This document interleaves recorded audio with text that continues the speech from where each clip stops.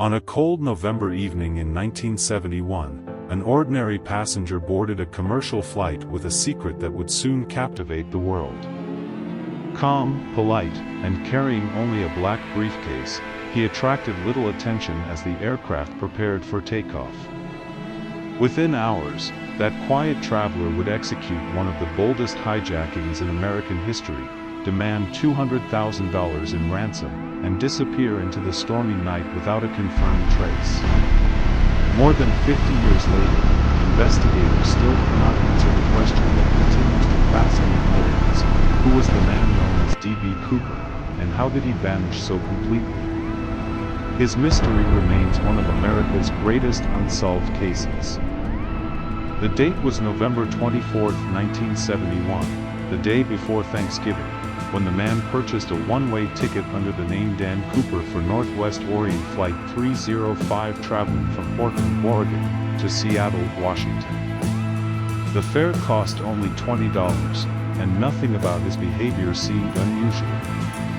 Witnesses described him as a well-dressed man in his mid-40s, wearing a dark business suit, white shirt, thin black tie secured with a tie clip, and polished black shoes. He ordered a bourbon and soda while quietly smoking cigarettes, blending in with the other passengers. No one inside the cabin realized they were sharing the flight with the man who would soon become the most famous unidentified hijacker in American history. Shortly after the aircraft reached cruising altitude, the quiet passenger called a flight attendant named Florence Schaffner and handed her a neatly folded note. Believing it was another phone number from a traveler, she placed it in her pocket without reading it. The man leaned closer and spoke in a calm, steady voice, quietly saying, "Miss, you'd better look at that note. I have a bomb." When she opened it, the routine flight instantly became a crisis. Cooper briefly opened his black briefcase, revealing what appeared to be wires, red cylinders, and a battery. He remained polite and controlled, making no sudden movements. His calm confidence was far more unsettling than panic, leaving the crew to realize they were facing a man who had carefully planned every step. Cooper calmly instructed Florence Schaffner to sit beside him as he explained his demands with remarkable precision. He wanted $200,000 in cash, 4 parachutes, and a fuel truck waiting in Seattle when the aircraft landed. His voice never rose, and he showed no signs of fear or anger. Every request was delivered with confidence, suggesting he had carefully planned the operation long before boarding the flight. The flight attendant quickly informed the cockpit, where the captain relayed the message to airline officials and federal authorities. As the Boeing 727 continued towards Seattle, what had begun as a routine domestic flight was rapidly becoming one of the most extraordinary aviation crises in American history. As Flight 305 approached Seattle, federal agents, airline executives, and local police worked urgently behind the scenes to meet Cooper's demands while protecting the passengers.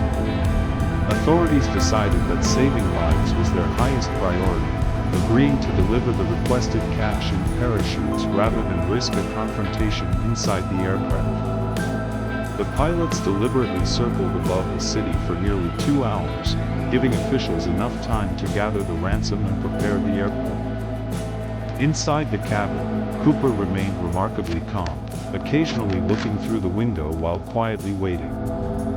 His patience suggested that every stage of the hijacking had been carefully planned long before the flight ever left Portland. As Flight 305 approached Seattle, federal agents, airline executives, and local police worked urgently behind the scenes to meet Cooper's demands while protecting the passengers.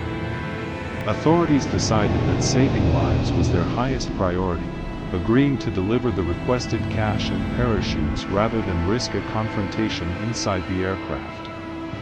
The pilots deliberately circled above the city for nearly 2 hours, giving officials enough time to gather the ransom and prepare the airport. Inside the cabin, Cooper remained remarkably calm, occasionally looking through the window while quietly waiting. His patients suggested that every stage of the hijacking had been carefully planned long before the flight ever left Portland. Once the ransom and parachutes were safely delivered, Cooper allowed all 36 passengers to leave the aircraft unharmed, along with most of the cabin crew. Relief spread quickly across the airport as families and officials realized the hostage situation had ended without injury. Yet Cooper was far from finished. He ordered the flight crew to prepare for another departure, this time toward Mexico City with a planned refueling stop in Reno, Nevada. Only the captain, first officer, flight engineer, and one flight attendant remained on board. As the cabin grew nearly empty, the aircraft became quieter than ever, setting the stage for the daring escape that would soon make aviation history. Before departing Seattle, Cooper gave the flight crew precise instructions for the next leg of the journey. He ordered the aircraft to fly at a low altitude, maintain a relatively slow speed, and keep the landing gear partially deployed. He also requested that the wing flaps remain set at a specific angle, conditions that would allow the Boeing 727's unique rear stairway to be used during flight. The pilots explained which requests were technically possible and prepared the aircraft accordingly. Every instruction suggested that Cooper understood the aircraft far better than an ordinary passenger, deepening the mystery surrounding his true identity and experience. At 7:40 p.m., Flight 305 departed Seattle and headed south into the cold, rain-filled night. Only 4 crew members remained on board with Cooper, making the aircraft unusually quiet as it crossed the dark skies of the Pacific Northwest. A short time after takeoff, Cooper instructed the flight attendant to remain in the cockpit and close the door behind him. Left alone in the rear cabin, he was no longer visible to the crew.